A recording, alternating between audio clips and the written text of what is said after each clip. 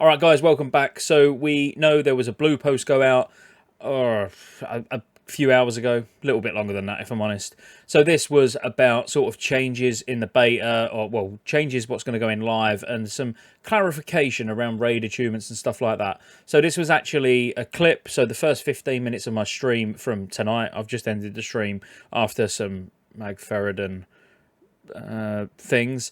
But anyway, obviously I'll let you just watch it. So it's just me just reading through the blue post, giving my opinions on everything. It might be some things you don't know, might be some things you do know, but I hope you enjoy it. If you do, please make sure you like, subscribe, come check me out over on Twitch, Scottejaye87.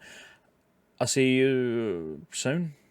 So, raid testing in the Burning Crusade beta is now underway, and we've received many answerable inquiries. I mean, that makes a change for Blizzard. They actually know something.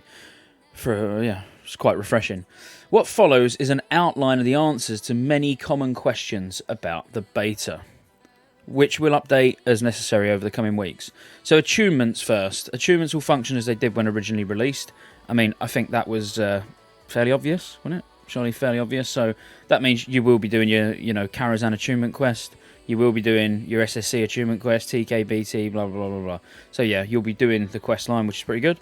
Original quest lines, I'm probably jumping ahead, will be required to enter each instance, and purchasing heroic dungeon keys will require revered reputation. Again, fairly obvious. I mean, we've already seen them on the vendor that they was revered. So, all right, cool. These achievements requirements will relax as the game progresses. So basically, what they're saying is we're going to start at patch 2.0 with 2.4.3 itemization, and we're going to work our way through the patches like you would expect, really.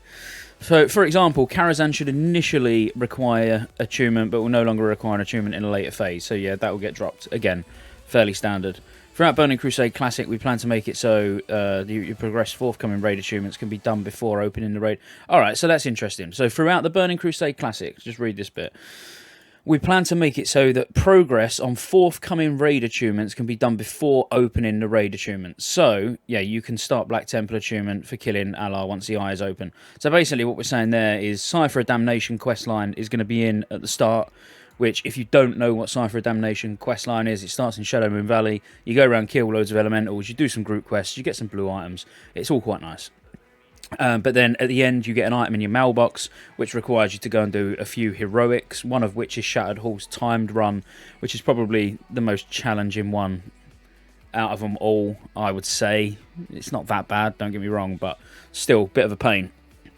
But that's good, because that means in tier 4, like while you're farming Karazhan and Gruul and Magferidan, which are really, really difficult, by the way. And if you don't know, Mincy has recently been removed from the guild because of how... Oh, I better not joke about that again.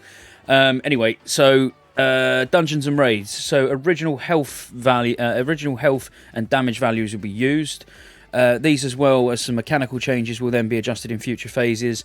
The original state for the raids will persist through the current phase, which is its current content. With the release in the next phase, adjustments will be made as they were in TBC originally. Exceptions will be considered. We're looking forward to your feedback on adjustments during the testing of the future PTRs. Now, what... I mean, when they're saying, so original health and damage values will be used, but now they're saying exceptions will be considered. We're looking forward to your feedback on adjustments during the testing of future PTRs. Why are they saying PTRs? I mean, where would a release to the next phase? Are they not worried about this, like the testing we're doing now? Can we not, like, why is it saying future? Are they not going to take the feedback from the raid testing now that we're doing and maybe make, adjustments? Because they've specifically pointed out there health and damage values, and then they've as well as some mechanical changes, and then they're saying that exceptions could be considered. I mean, that could mean that all the whining or all the crying that I've been doing on YouTube about Karazhan being too easy, maybe they will change it. I don't know. Maybe they will tune it up a bit. I mean, that's interesting at least. Buffs acquired from creatures and quests across Outland are purged upon entering an instance. So when it says buffs like acquired from creatures, obviously that points towards like the Sporagar bat buff and the mind controlling the succubus in the mine and all that, the obvious ones. So that's good. So world buffs and just running around and getting world buffs in general is dead. But this is the best one. The best one, boys. Definitely the best one. Ritual of Summoning will not work in Neverstorm. I don't care about instances. I'm not sure why it don't work in instances. Like, that bit wouldn't bother me. If you could summon into instances, I would be good with that, personally. But not working in Neverstorm, this is huge. Like, that's exactly how it should be. And I said, when all the Warlocks were summoning in Neverstorm before, that needs changing. Because that does now put more emphasis on needing a fly mount on your ults. Because like I said in... I think I said it today in the Gruul video, actually. I think Phase 1's going to be a lot about ults. So with it being a lot about ults, you're going to have to invest gold into those ults as well, which gets gold out of the economy, blah, blah, blah, blah. So actually not being able to summon, you might not see it as a gold sink, but it actually is. Because you might not bother. On an ult, you might not bother with a flying mount if you could get summoned up to Alcatraz. Because you're not bothered. Once you've done Alcatraz, you're probably only interested in raiding on that character anyway. Possibly. So that's quite good, anyway. So items. Badges of Justice will no longer drop in raids. I mean, when it says no longer... Oh, it says they will not drop in raids, not no longer. So, again, that was really classed as a catch-up mechanic. So, that's good. That's good that they're not dropping. I wouldn't expect them to drop, but at least it's confirmed. Primal Nevers, Nether Vortex, and World Boss items from Doomwalker and Doomlord Kazakh will initially be bind on pickup, as they were in original Burning Crusade, and should be updated in a later phase.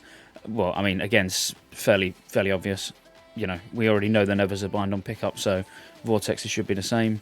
They'll become available from the Badge Vendor at a later phase. So they were on the Badge Vendor, and then they actually got removed. I'm talking about in the beta now. You know, they was on there for 10. Not the Vortexes, just the Primal Nevers. So they were 10 badges, and then they got removed. So Outland Faction vendors will initially sell items that they originally sold, and their offerings will update as content unlocks. So example, Swift Fire Sky Diamond, that's a mouthful, gem recipe from the Consortium, mysterious ammo from Karazhan, and PvP gear for all factions. Now, the thing... So, this is good. So this is going to remove... Well, it's good and it's bad. I mean, it's going to remove... Excuse me, Relentless Earthstorm Diamond. Swift Skyfire Diamond. Or, you know, it's going to remove those things... Probably, if Blizzard get it right. But interestingly, so I've been talking to, just before streaming, he's actually messaging me now, I was talking to the site owner of WowTBC.gg. And we've sort of, you know, there's things that could slip through the cracks. You know, for example, the 3% crit caster meta gem. 3% crit damage. You know, that's not actually from a vendor. That's a world drop, if you like. So they've fixated here on Outland Faction vendors. If they only fixate on the Outland Faction vendors and they don't actually look at what drops in the world as well, there could be a little bit of unbalance or skewed phase release item stuff, if you like. Do you know what I mean? So, not great. Then what else we got? So, ring enchants and jewel crafting specific gems now have... I mean, this is massive. So, ring enchants and jewel crafting specific gems now have a profession requirement to benefit from them.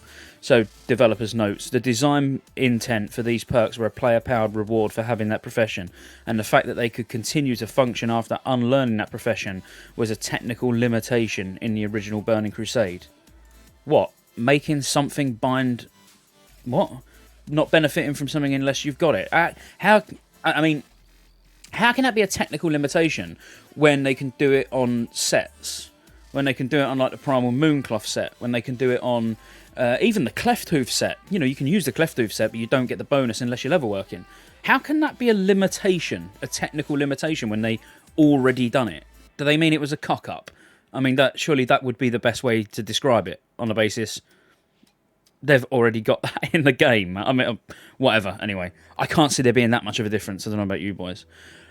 But that's massive, yeah. So that means no stocking up on jewel crafting gems, epic gems at the start. It means every time you replace your rings, you don't need to re-level enchanting. It's removing a lot of that min-max stuff that people could be doing, which I see in both a good and a bad light, which normally everybody just looks at the bad and then comments on YouTube saying, you sweaty nerd, and all that stuff. But actually, the whole... letting the min-maxers, you not worrying about your +8 all stats because you're not bothered, but letting all the min-maxers drop their profession and level enchanting actually probably benefits the economy more than this change.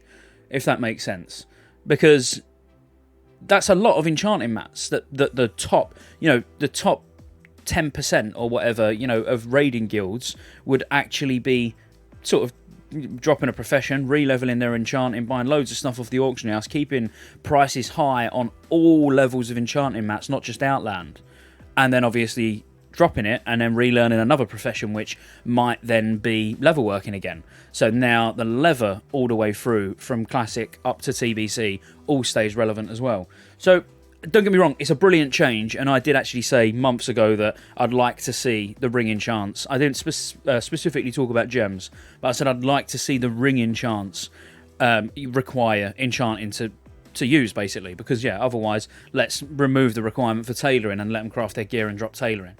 So it's definitely a really, really good change, but I can see sort of on the flip side of it why, if it was left as it was, it could potentially be a little bit beneficial to the economy. I don't know what you think about that. Next up, so weapons that were changed from main hand only to one hand late in original Burning Crusade will be restored to their original version in Burning Crusade Classic and should be updated in later phases.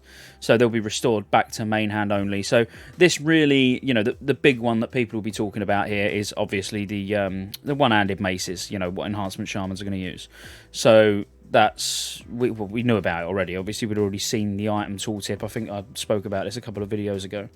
Epic Engineering goggles will become available from trainers with Phase 2.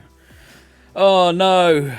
Everyone's engineering dreams of getting their goggles in Phase 1 has gone. But, yeah, boo, I agree. I get it. I get it. Look, the thing I don't get is what the next line that I've just sort of caught before I've even started reading it. We are taking some things from future phases, and there's other things that we're not taking from future phases. Engineering's only powerful thing that they get is those goggles for the majority of classes. I'm not talking about tanking trinkets. Yes, they're very nice, but that makes engineering only really useful for tanks. The engineering head actually opens in engineering up to all classes. So the fact that tailors get their tier 5 equivalent gear that they can make, level workers get decent gear that they can make, engineering, the only thing they can do really of any noteworthy benefit throughout the entire expansion is the head. And I'm not talking about, forget explosive, I'm talking purely wearable items. So would I like to see this in Phase 1? Yes. Do I think it belongs in Phase 1? Yes. But am I that bothered that it's not coming until Phase 2 on the basis you're not really going to need it to clear content? No, it's all good. It's all good. I'm not really that bothered, to be fair. So the next one's quite interesting. Well, it's not interesting at all, really, because we knew this was going to be the case. So Harris Pilton, which Harris Pilton, by the way, sells the bags, the big bottomless sacks. She's got some big old sacks, that girl. The Zephyr. So the Zephyr is what teleports you to Caverns of Time when you've got Revered with the Keepers of Time. And the Cooking and Fishing Dailies. They'll all be available from the beginning. And they've left them in like that because apparently they don't largely affect player power, which, yeah, not really. I mean, not unless you're mincy and you want to get a really, really good fishing rod from the daily and then use it on Nightbane when the ads start to run away or something like that. I don't know. If you was mincy TTV on Twitch, that's probably something that you would do. But everybody else is probably... Player power is not really going to be affected, I wouldn't say, by any of that. I do agree with Blizzard for a change. Now, another interesting one. Is this a money grab? I mean, I don't know. I don't think so, personally. But the TCG vendor is in the game. So Landro Longshot will not offer WoW Trading Card game code redemption. So it says it will not offer it, but we don't intend for the Burning Crusade Classic to make duplicate use of TCG codes, nor do we want players to have unredeemed codes to choose between games for redemption. Landro Longshot may be repurposed in the Burning Crusade Classic for a different use, but that will not be related to WoW TCG. So the way I read that anyway, correct me if I'm wrong in chat or on YouTube comments or whatever, it sounds like he's going to be in the game, but not for the purpose of TCG. So could he be in the game for a different purpose, which also opens up some sort of monetization for Blizzard? I don't know. That's my guess. And as I say, I've said all along, it would fit perfectly if they were to do something with Hearthstone. That if I was Blizzard, I would be utilising Hearthstone in World of Warcraft to make extra money or to get, to drive more traffic to Hearthstone and try and hope that they get hooked and then get them to buy packs. And I'm not even saying TCG now. You know, like you could just put special TCG cards in packs in Hearthstone and, you know, make money that way. But I think I don't know, they're leaving it there for a reason, and it says it's going to be repurposed, or, you know, it's going to do something else, which I don't know. What else can it do other than making money? I don't know. And that's it, really. So feel free to post your feedback, blah, blah, blah, blah, blah.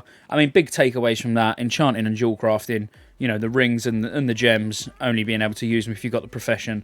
No summoning in Neverstorm is huge. And that's about it. Can I have a beer now?